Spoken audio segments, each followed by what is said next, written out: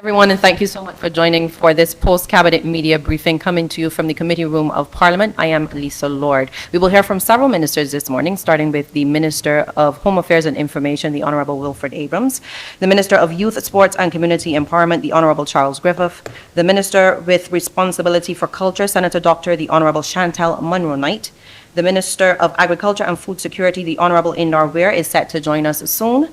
The Senior Minister in the Prime Minister's Office with responsibility for coordinating infrastructural projects, Dr. the Honourable William Duguid, as well as the Minister of Youth, Sports and Community Empowerment, the Honourable Charles Griffith. And I will invite Minister Abrams to begin. Hey, good morning, everybody. We're accustomed to doing these press conferences in Ilara Court, but as you all know, the estimates are going on right now, and that commands the attention of all of the members of the lower house. So in today's press conference, we need to be very, very neat with it, and everybody will not be here for the entire duration of the press conference. So I propose that we start with Minister Duguid and Minister Griffith. They will present one after the other, and then you can direct any questions you have to them in relation to what they've presented. They will then roll out, and others will come in to be able to keep the numbers up on the floor. All right, so I'm just going to ask you to be very focused in your questions, keep it tight, and bear in mind that we have a serious time constraint today. So thank you very much, Lisa. Thank you, Minister. Minister Duguid. Thank you very much, and good morning to everyone. As part of our press briefings, obviously we focus on matters that we would have dealt with in Cabinet over yesterday and also ratified from the following week. And the most pressing matter that we dealt with was a procurement and distribution of hurricane straps for those below the poverty line. That is those making $25,000 a year and under. And this is something that I've been speaking about for a long time. And in fact, we had previously changed the legislation in the catastrophe fund to allow people to be able to access implements in advance of a disaster, because we all know that a stitch in time saves 9. So what essentially we have decided and agreed to do is that the Ministry of Housing will procure hurricane strap kits, essentially 4 hurricane straps with the screws needed to be able to attach them. And this is a hurricane strap here, just like this. And you can see it has screws in it. It goes on essentially to the rafters and to the ring beam, and it helps to hold the rafter of your roof down. And you put on 4 of these at the 4 corners of the house, together with what's called a cross beam. Now, it isn't absolutely that it will absolutely save every single roof, but it will significantly add to the resilience of your roof should we have an event, a hurricane event pass through our area. And what we intend to do is then these, once they're procured by using funds from the catastrophe fund, that procured material will then be sent over to the DEM, and they will be pressing the DEOs and others into the distribution to be able to distribute these to those that are below the poverty line. I want to also use the opportunity to encourage people that may not be below the poverty line to take advantage of this opportunity to be able to add hurricane straps to your house. Because what they do, they help to keep your house, the roof of your house, connected to the rest of the house. And this is critical, and we found that this definitely makes the house much more resilient. So this is the procurement process together with the distribution process that we've settled, and this is exactly what we're hoping to start distribution. Now, we know we have about 6 weeks before the next hurricane season, so we want to get these procured as quickly as possible. People will be distributed these hurricane straps with kits. So it'll be these plus screws, and we're encouraging people. We'll be doing a public service announcement with videos showing people how to be able to install them on their own, and that is exactly how we'll do. Get them distributed, then people will come back to see that they've distributed them correctly, and any assistance to those that can't get them put on, then we'll be able to provide that as well. But it is a significant improvement to be able to add resilience to roofs. And this is what we think will benefit many, many people in Barbados. We're going to start with 5,000 kits to begin with, and then we hope to ramp up over time once we see how those 5,000 are distributed and applied. And that's what we're going to be doing. And that's one of the decisions that we made in Cabinet last week and then ratified this week.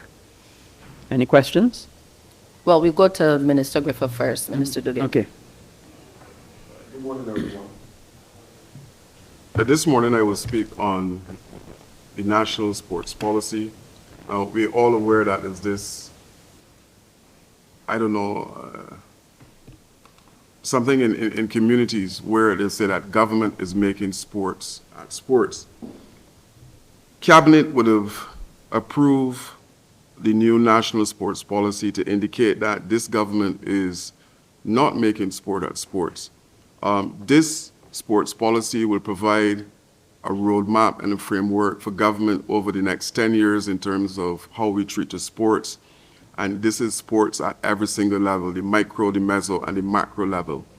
One of the things, and I will go through some of the key areas in the sports policy for you this morning, and in the sports policy embedded is the note that the sports policy, will elevate sports as a central pillar of Barbadian national identity. Now, this is being proposed to be over a period from now until 2030.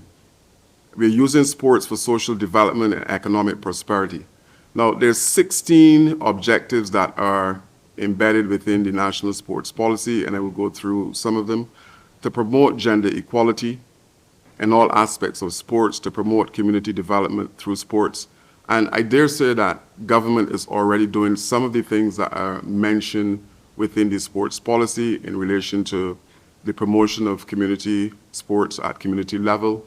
We're doing several training programs across the community. You would have seen us doing tournaments at community level that encompass everyone. We have also included not only the youth, but in recent times we would have trained at least 600 senior citizens in swimming, and this is part of the process. To empower national federations now, it is impossible for government to do everything as it relates to sports, and one of the things that is embedded in the sports policy is the strengthening of national federations to get them to a level where they can stand on their own, where sports tourism becomes a reality through the national federations. What is the role of government in the national sports policy? To develop the development of a sporting economy, the development of sustainable high-performance systems, and we will work in concert with the University of the West Indies. We will work in concert with those coaches who are functioning at that level to ensure that we have absolute podium finishes going forward. Coming out of this, we are expecting that we will have a Sports Development Act that will seek to guide how we treat to a number of things that are happening within the sporting sector. Full access for persons with disability, and we have tweaked the policy to ensure that we are all inclusive as far as persons with disability are concerned. Increase the number of coaches, volunteers, supporting sports for persons with disability. So there's a whole section within the document that speaks to that. There's a section in the document that speaks to three areas that we deem to be special interest areas: the development of cricket, road tennis, and beach culture. Now, cricket, we know that basically Barbados is probably heads and shoulders over every other country as it relates to those persons who would have played cricket at the international level. We're trying to ensure that we can monetize cricket on island. I've had discussions with the legends. I'm planning to have a meeting with persons who operated at the highest level to see how best we can monetize cricket. Beach culture. This is something, we are surrounded by beautiful beaches, and we are not capitalizing in terms of how we can do beach volleyball or football on the beaches. And this is one of the areas that we are looking to promote. Water sports is another area that we're looking to see how best that we can trigger that. And these are the things that, going forward, the sports policy will look to do. Now, coming out of the sports policy is a green paper, and the green paper will soon be in Parliament for persons to weigh in and to have their input in terms of how we treat to the sports policy. because it is not only cabinet that will be involved in the process, but we are allowing public to get involved, to say what it is that they would want to see involved in the sports policy. Infrastructural development. Now, most of us would have been aware that we have embarked on a national lighting program to upgrade those playing fields where there are no lights and to change out some of those lights that are aged. So infrastructural development will involve that. It will also involve the process of grading a number of fields that are currently out of shape. We are looking to do 15 mini stadia in the first instance, and all of this is part of the process of the infrastructural development. So that is a snapshot of what is happening within the policy. We're also looking to strengthen the capacity of the national federations on island. There will be an interministerial committee on sports, and this will be used to help guide the process in terms of what we're doing with the national sports policy. Thank you very much, Minister Griffith. At this point, we will pause to take questions. This is for Minister Griffith and Minister Duguid, who need to proceed to the lower chamber to take part in the estimates debate. My colleagues from the media, if I could just introduce you for the benefit of the public, Janique Belgrave and Emmanuel Joseph, both from Barbados Today. Crystal Hoyt, CBC, Colville Monsey, Nation News, and Katrina King from Loop News. Your questions to the two ministers. Question for me, with the plan debate. What's the cost of the procurement of related to those housing trucks? So each kit is going to be about $250. And it all depends on the sizing of the screws and the ability for us to access them. But it's going to be in the range. Some may be higher, some may be lower, depending on the actual ability to access. But essentially, it'll be $250.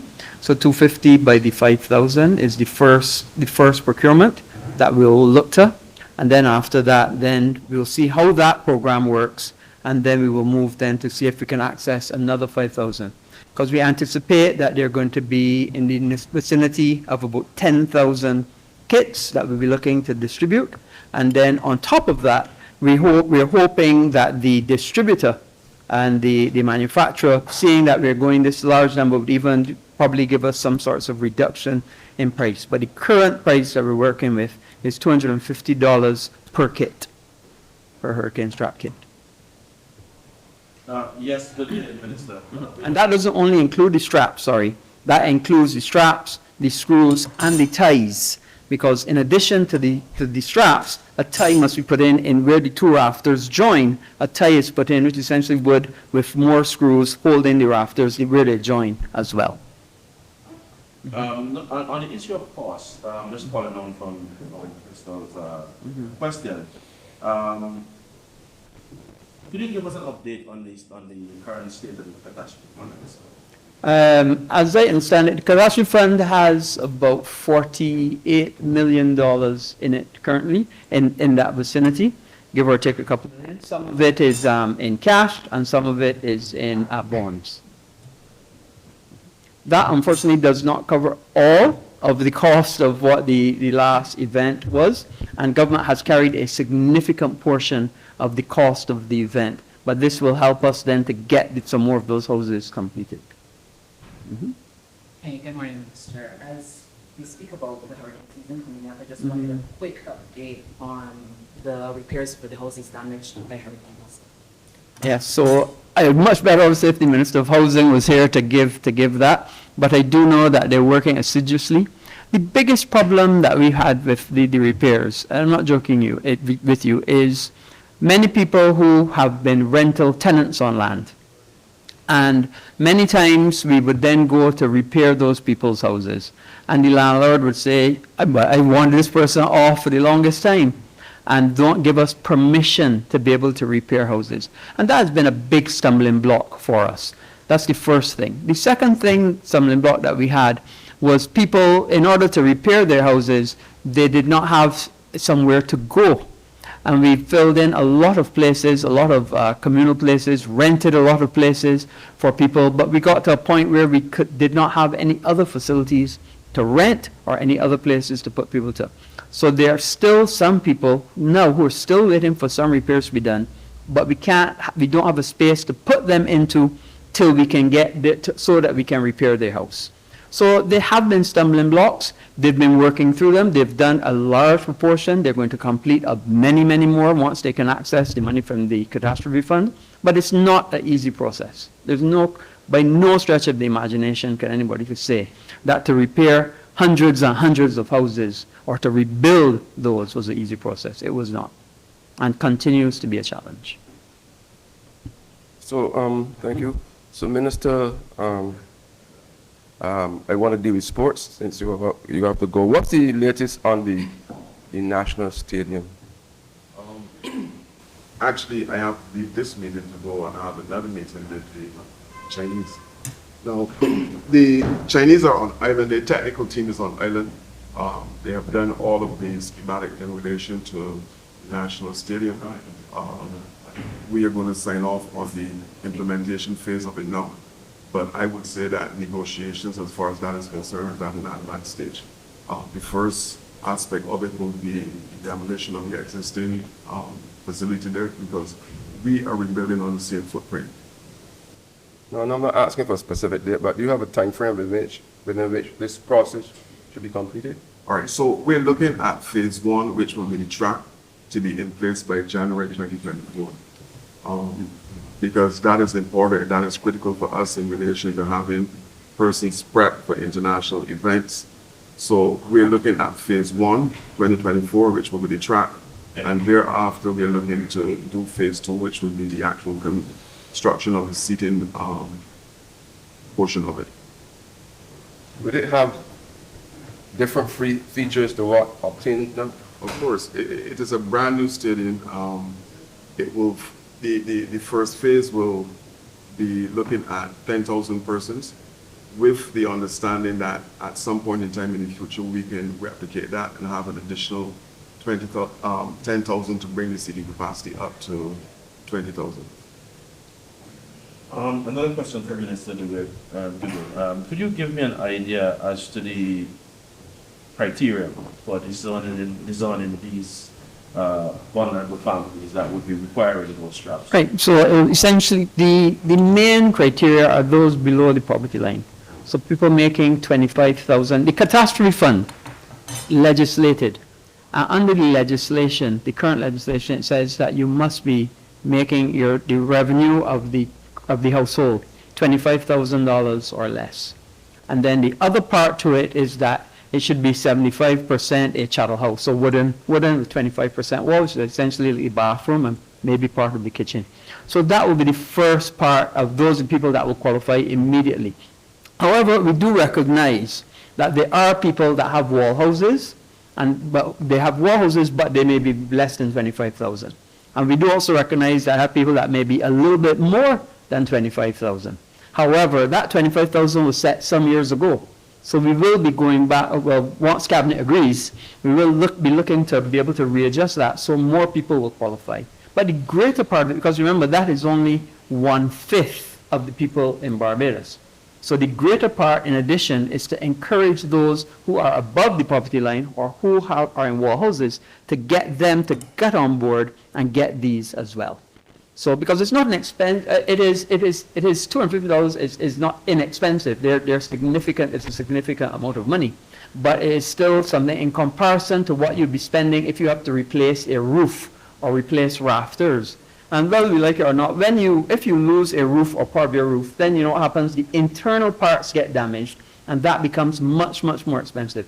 So sometimes spending $250, even if you're not a person under the poverty line, to save on your cost should you have damage, it is a good investment in your house. And just a follow-up again, from a logistical standpoint, notwithstanding overship and challenges, securing the workmen to install, and as you rightly pointed out, the hurricane season is 6 weeks away. What is it like of having these straps in place by the hurricane season? People think that the average person will need workmen to be able to install them because it's not a complex thing to install. So what we think actually is that homeowners who may be able-bodied will be able to do it themselves. That's the first thing, because it can be done on the outside. where the rafter comes out, out onto the outside. It actually can be done on the outside, so you don't have to go into a ceiling and things like that. That's the first part. And so we actually think that as you distribute them, people will use themselves, friends, family, neighbors, and get communities involved to help people who may be seniors, to help them to be able to make their house more resilient. So it's not only workmen. I don't think that the concept is not only to rely on workmen, because it's such a simple thing to do. So a lot of people will be able to do this on their own or get people in their community to be able to assist them. Let me just wait in there for a second. Colvin. Let me explain why this is important. And we need help from the media to get this across. The bulk of the issues that we had following the freak storm and Hurricane Elsa was when the roof was gone entirely. Right? If your roof goes and all the rafters go, then it makes a quick fix to get you secure impossible. If your rafters remain and the galvanized, for example, separates from the rafters, that's an easy fix. You get more galvanizing, then it back on, and the person is good to go while they sort out the rest of the stuff. So this attempts to keep the rafters in place so that if you do get strippage of the galvanized, our ability to secure your home can be done in a day following the event, as opposed to weeks and months later.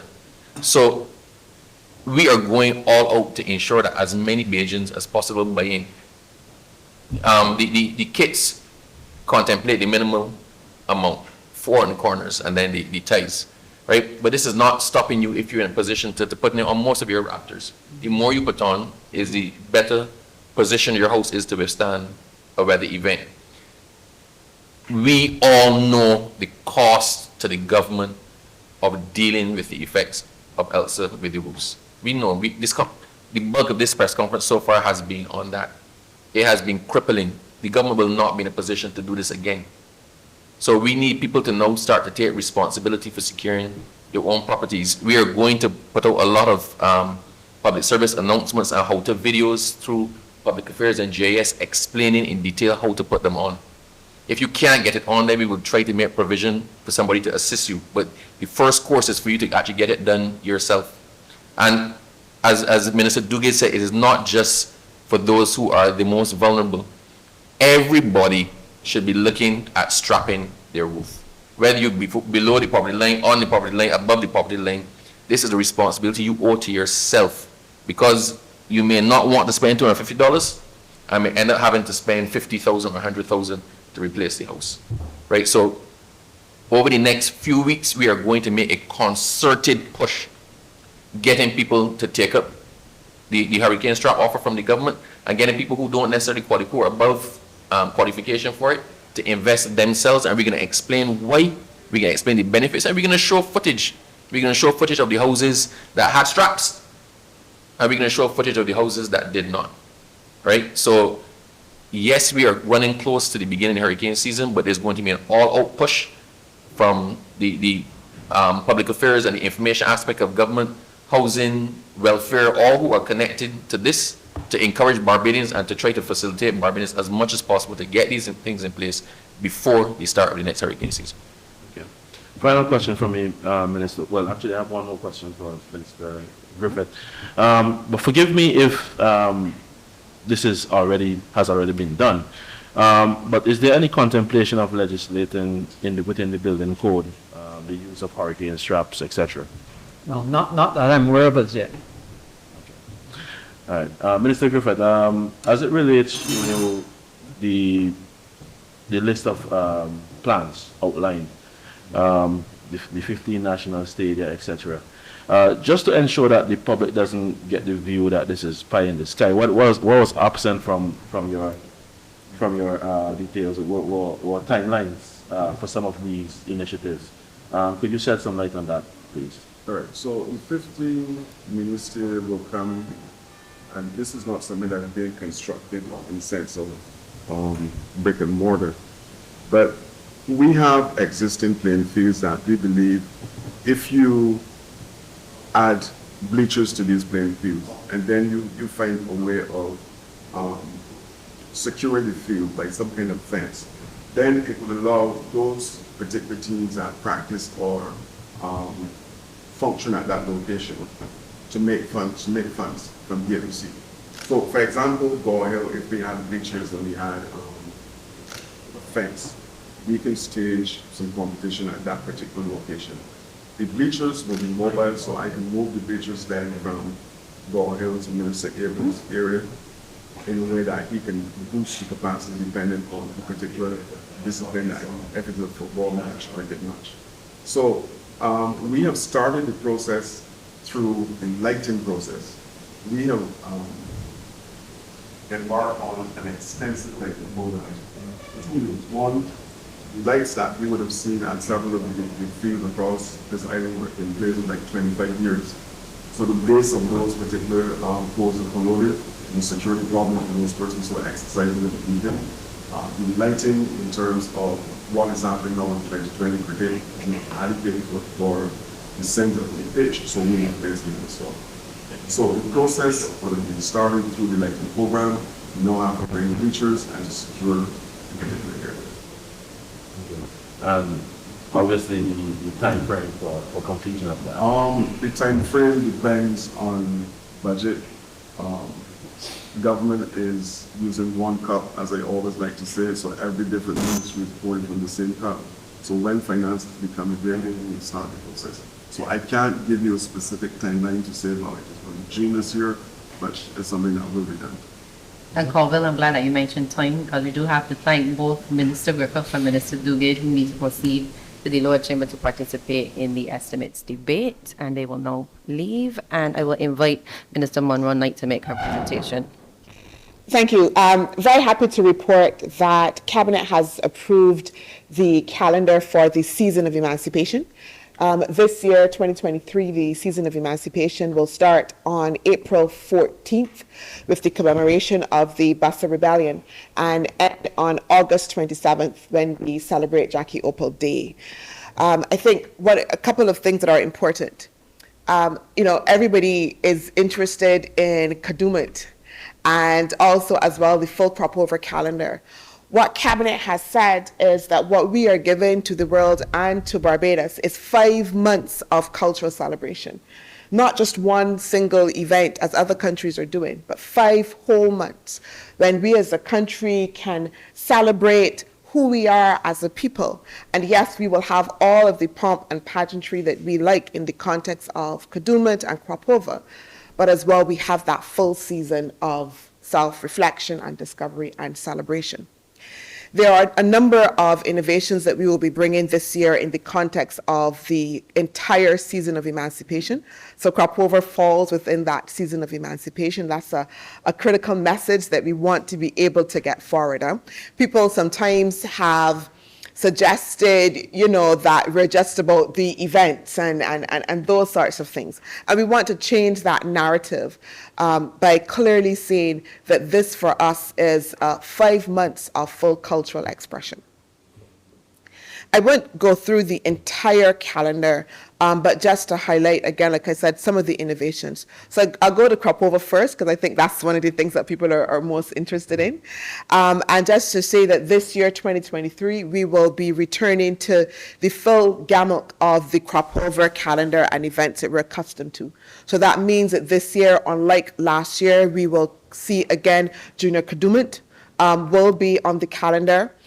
Last year, we moved to Pandemonium, and that was extremely successful, so that will return. We will not have the cavalcades, but we will keep the sweet lines again, which was one of the features we had last year that was extremely successful. One of the things that we will do and continue to do, as we did last year, is again work with the schools. That is, we will have masquerade leaders who will go into various primary and secondary schools to be able to help them to do their designs so that we again have a full involvement of community and schools. And again, I want to pause there because that is important as well. So we're doing a season of emancipation that is not just about the high level and the band leaders and, and the vendors, but it's also about communities and schools and young people. So a lot of the events that we will do, the innovation that you will see happening is that they will be more grounded again and starting from the community level. I want to address, and I'm sure all the questions are going to be about the crop over route. And I want to ask your patience.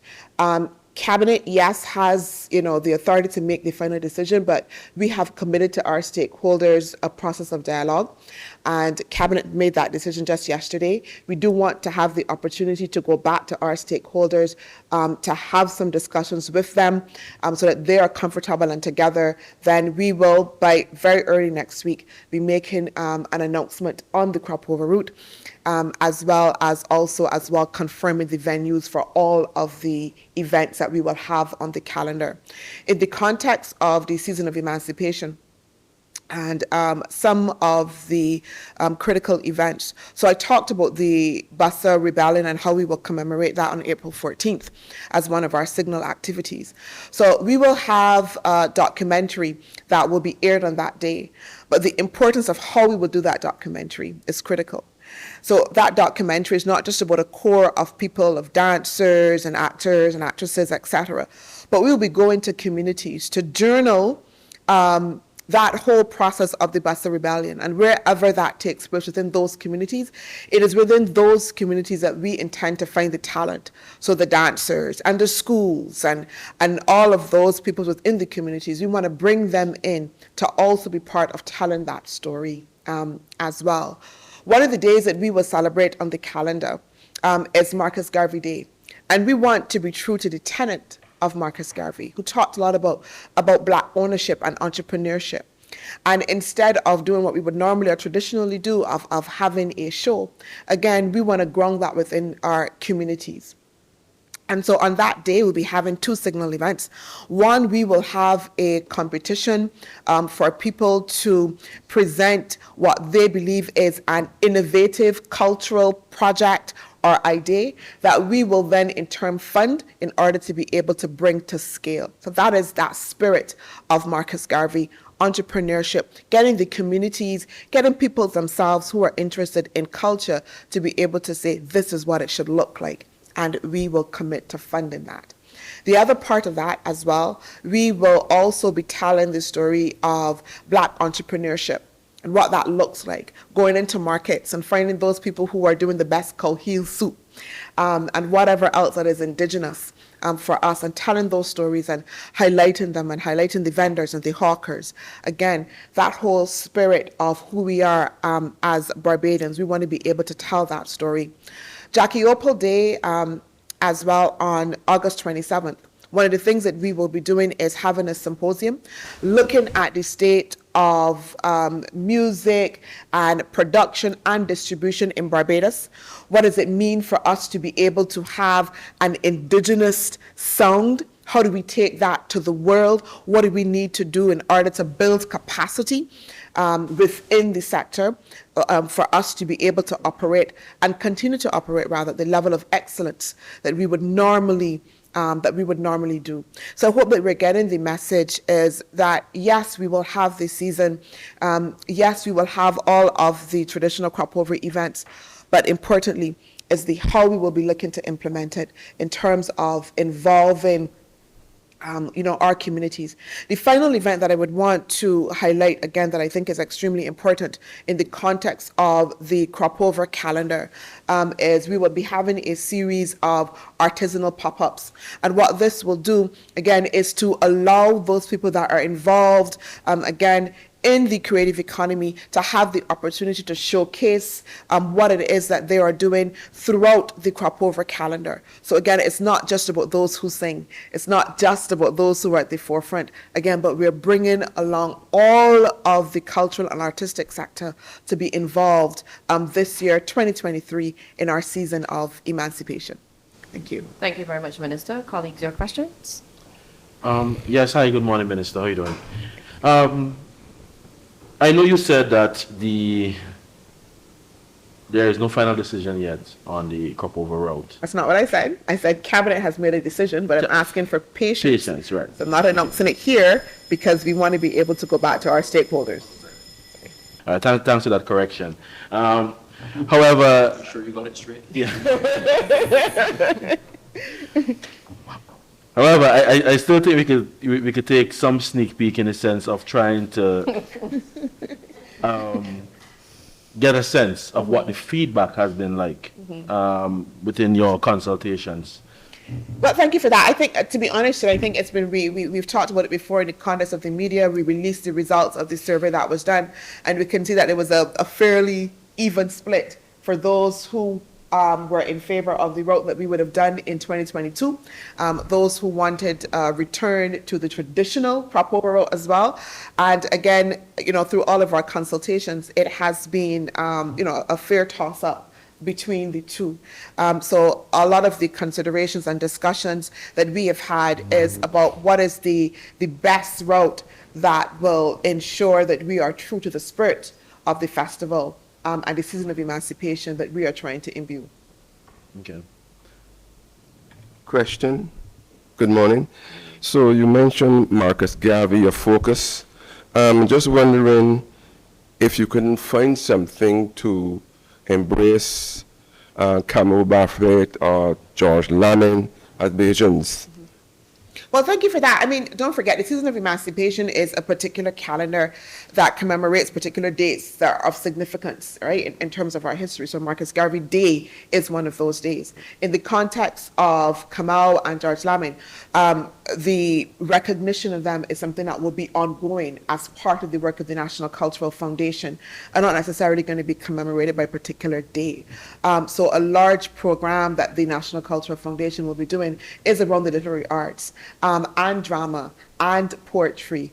The National Cultural Foundation just in January announced a series of over 25 different workshops that will be happening throughout communities so that we will again resuscitate that spirit for drama and love for poetry that you will see, and you will see that unfolding throughout the year and not just within the context of the season. Thank you.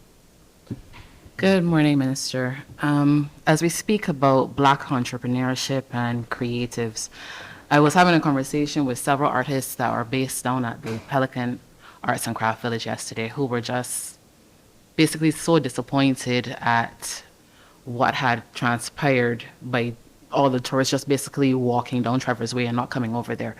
As we look to the season of emancipation, is there plans to incorporate the village, and what plans do government have to ensure that at least they have people throughout the year coming? Okay, thank you for that question.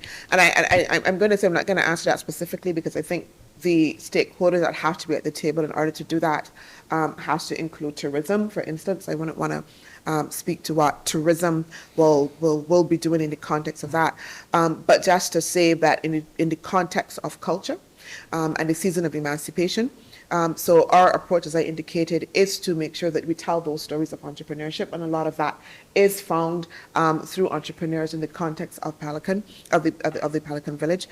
So we're hoping that yes, that we can include them, and I think just the exposure and of telling those stories, and also as well having a full season that reminds us again of all of the things that we are doing well, all of the ways in which tourists as well can come to the island and be involved directly in our culture. We are hoping then will also as well bring exposure to Pelican. I want to say as well, just again, broader than the season of emancipation. So in the context of the Division of Culture and what we'll be doing this year, is working to make sure that we can bring a level of growth in the creative industries and in the creative sector, right? And that will involve those that are working within Pelican.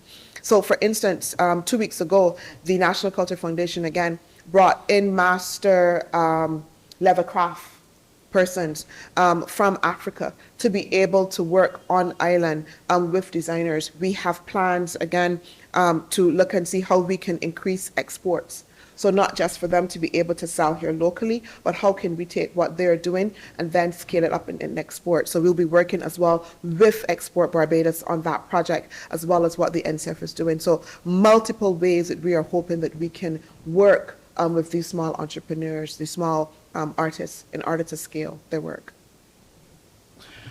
Two final questions from me, Minister. Firstly, I know the calendar has already been established and no doubt plans are already in train, but we recently had the Trinidad Carnival, and I'm sure no doubt the NCF would have sent an envoy and emissary down to observe those proceedings.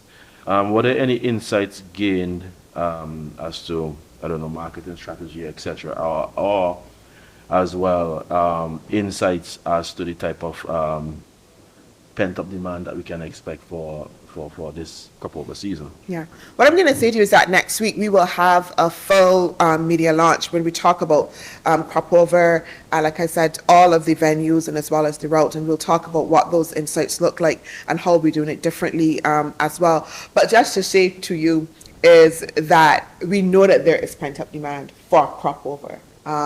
Already, there have been queries, already there have been bookings, already people have been contacting us, so that Trinidad Carnival stands on its own, but that has also created an appetite for what we'll be doing here in Barbados for crop over as a big spectacle. And I want to say to you that you can expect, again, an elevation in terms of how we intend to market and also drive local interest. Again, I think that last year, you know, we were in the midst of COVID and people were not kind of sure what will happen, etc. But 2023, we're going to do it in an extremely big way.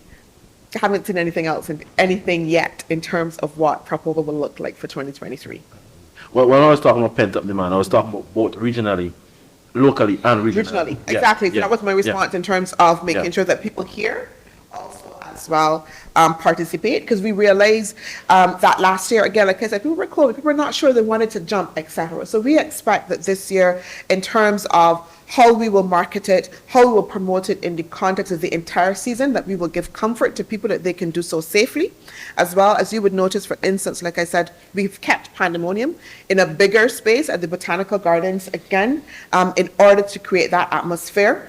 And we will continue to do that to give people the assurance that they can be safe as well. And we are also going to be working with our tourism counterparts as well, again, to make sure that we drive regional and international demand for the festival. Okay, final question from me, if I may. They're slightly off topic, but still coloring within the. You're always trying that lane, Conrad. We had a monument competition last year, and a winner was announced. A monument was chosen. But we still haven't heard a time frame as to when that is going to be constructed to replace Lord Nelson. So I can give you that time frame now, and thank you for that question. So we are working towards November. I'm not going to give you a date in November, but working towards November. You can understand the significance of November for Barbados and having that monument unveiled at that particular time. So currently we are undertaking all of the background work. They have to be survey work and technical work that has to be done on the site and additional measurements, etc. So even though you haven't heard anything, all of that work is still ongoing. And like I said, we're working towards November to have that monument delivered for the country. Is there already a commitment from bank leaders? I know last year with crop over, a lot of bank leaders had dropped out due to COVID, due to the last minute details, but no less earlier. We already have the commitment from band leaders, and are the numbers comparable to 2019 in terms of the number of bands that will be coming this year? Well, thanks for that question again, and I won't speak to that only because, like I said, I do want to go back to our stakeholders to have that conversation with them now that Cabinet has made a decision on the route, and just see that everybody is comfortable and on board and have that discussion. So next week when we have our full media launch on that, we'll be able to respond fully to that. Everyone is good? All right. Thank you, Minister. Minister Abrams? Okay, one of the other things that was decided last week in Cabinet and was ratified, confirmed this week, was in relation to the Government of Barbados and the Green Climate Fund, the grant arrangement for the Roof to Reefs program readiness. So last week, the Cabinet noted the grant agreement and the standard conditions for readiness and preparatory support grants provided by the Green Climate Fund. And we also approved the signing of the grant agreement with the Green Climate Fund. Cabinet also approved a funding proposal for the Barbados Blue-Green Bank. So we approved the funding proposal for the creation of the Blue-Green Bank to be presented to the Green Climate Fund. We agreed to counterpart funding, which Barbados must provide in the amount of 20 million Barbados dollars for the Blue-Green Bank, agreed to the United States Agency for International Development, USAID, Barbados Partnership for the startup operations of the Blue-Green Bank, we confirmed Barbados' intention to match the fund, the amount of Barbados 5 million being provided by the U.S. States Agency for International Development, USAID, for the startup operations. And we also confirmed and agreed Pegasus Capital as Barbados' partner for the launch of the Blue-Green Bank. Now, this is expected to be presented to the board of the Green Climate Fund in July 2023. And this is an exciting thing for us.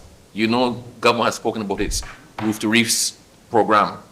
And it is intended to holistically capture all aspects of our resilience, all aspects of our,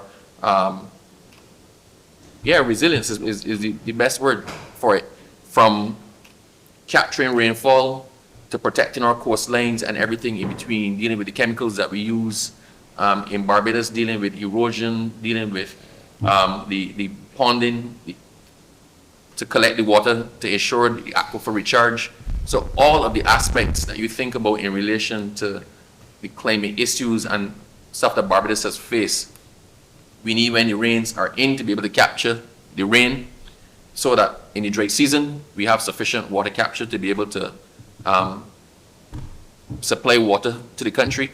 We need to look at the fertilizers and pesticides that we use and how the runoff for those affect the coral reefs, because if the reefs die, then it destroys that barrier to protect the land against the sea. So all of this, we've spoken ad nauseum about it. I don't think there's anybody that doesn't know what it is.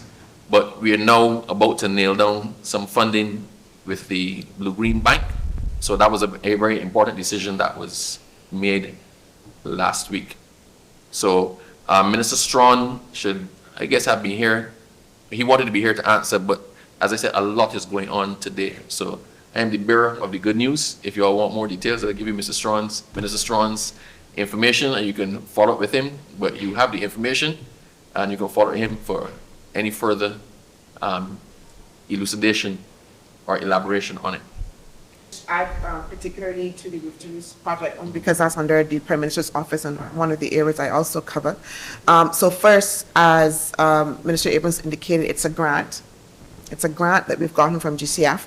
And what it will allow us to do is several things. So it provides us with human resources and also now the possibility to develop project proposals in order to be able to fund critical areas that help us build resilience. Yeah?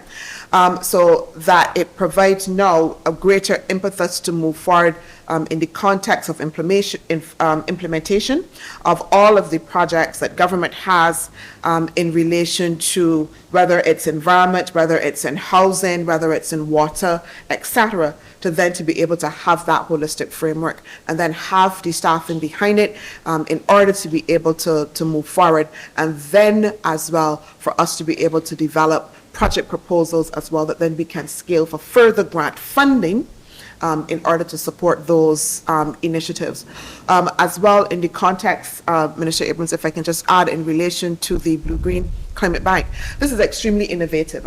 What it allows the government to do is to be able to harness now private resources and investment from the market, again, to bring big projects to scale, yeah? So that we recognize that private finance necessarily cannot do it all. Government resources cannot do it all. But there is private capital that is significant and it's going to be necessary for us to be able to address some of the fundamental challenges that we have in the context of building climate resilience.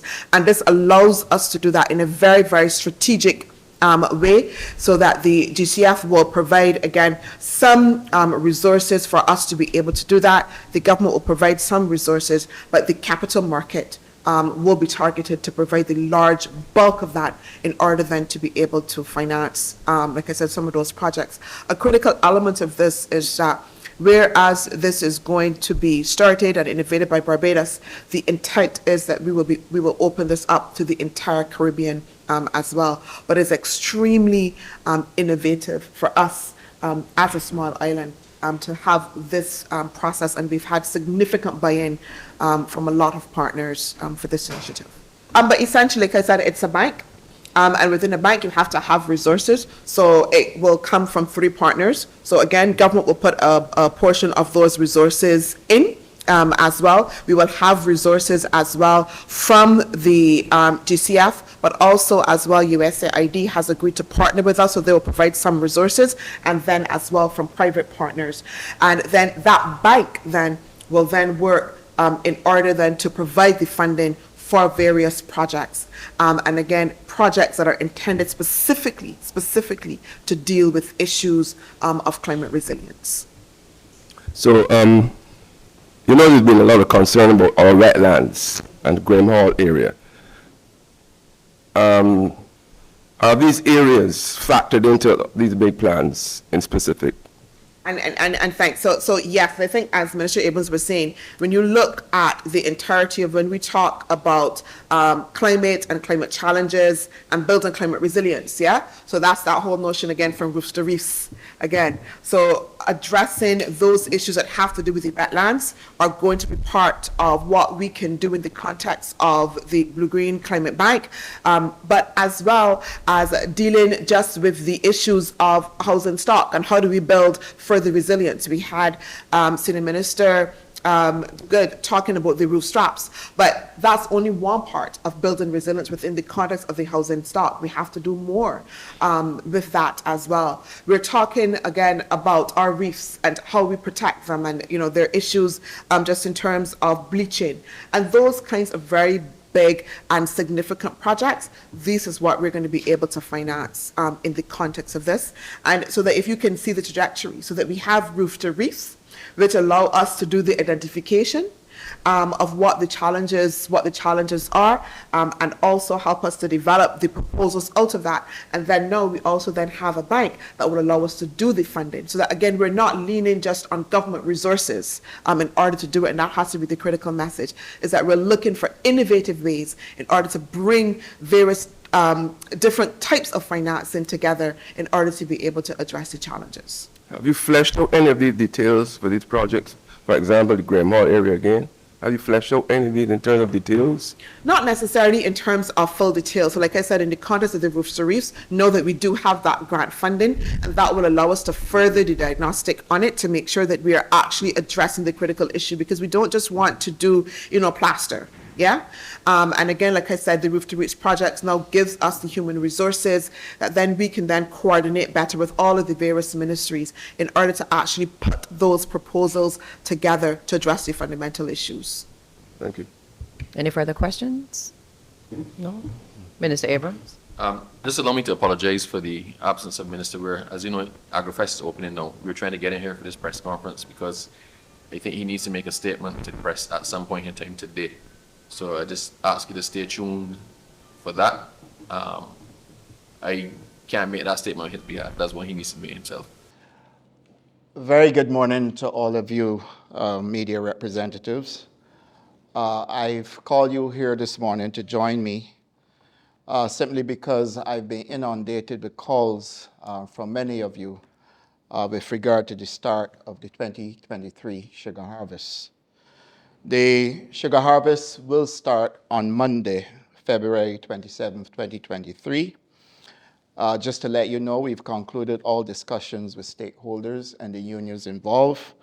Those unions will be the Barbados Workers Union and the Sugar Industry Staff Association, both of whom we have very good relationships with and will continue to do so, and will continue to include them every single time we are about to make decisions at the BAMC. The research team at the Agronomy Research Department conducted a briefing on Tuesday with the stakeholders, and those stakeholders would have been the BAMC and the BSIL, to discuss the results of the BRICS survey. BRICS survey basically is a survey that is done to test the sucrose content in the cane to determine if they're ready for harvest, because if the sucrose content is low or if we have too much water in the canes, then they won't be ready for harvest because the sugar produced will not give us the kind of yield we are looking for. That discussion confirmed that the canes were in fact at mature stage and are ready for harvesting, and therefore we took the decision to start the crop on Monday. The factory is also ready. We completed a major boiler retubing exercise, and I must thank the staff over at Portville for the sterling work they have done. We do anticipate that the factory will work a lot better this harvest. The systems within the factory have been tested successfully. The factory will conduct a steam trial today. Normally we conduct steam trials to make sure that all the pressure on the tubes in the boiler, etc., can withstand the consistency that is required. After those trials, they will confirm then that we should be okay and be up and running without downtime or too much downtime, because it's always difficult to say you wouldn't have downtime. We've estimated that we will harvest 107,000 tons of cane this year, which is an increase of 12,558 tons, or 13% increase year on year. The increase in volume is attributed to increased acres planted and increased yield, because we have now been using hot water treated canes.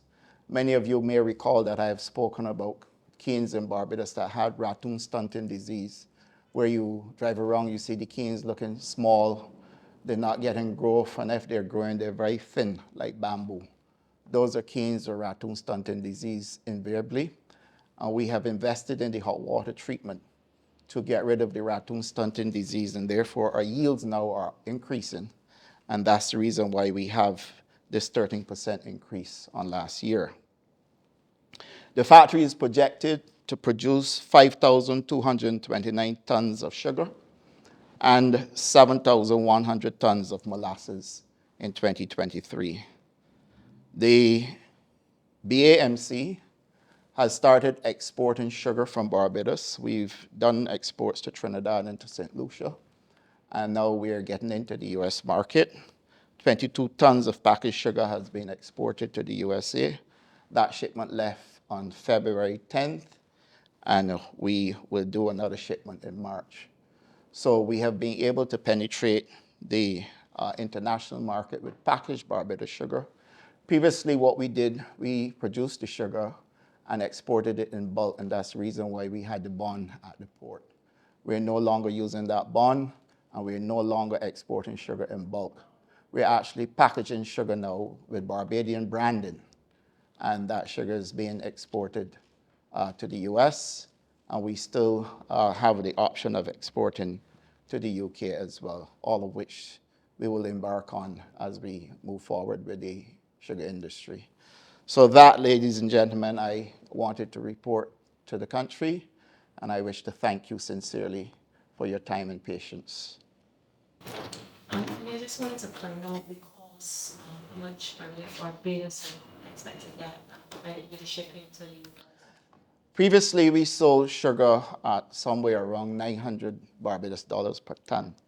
We're now selling sugar at around $1,500 to $1,700 a ton. So there has been almost double the amount that we're selling it for. No, I just want to thank you for coming. As I said, we have a commitment to try to brief you at least once every 2 weeks. A lot is happening. I think the next press conference will provide you with a lot of information. I know you're not as comfortable here as you are in our accustomed place, but we're also trying to regularize the spot to deliver the press conferences from that everybody. We can have a much easier setup. It's a lot more amenable to you. It allows for easy discourse and for the quality of your recordings. But today being what it was, this was unavoidable because, as I said, everybody's in the estimates and I'm here. So I'm about to leave you here and go into the estimates. But I thank you for your accommodation with this, and I hope that you got what you wanted out of it. Thank you very much, Minister. Information, the Honourable Wilfred Abrams. We also heard from the Minister with Responsibility for Culture, Senator Dr. the Honourable Shantal Munro-Knight.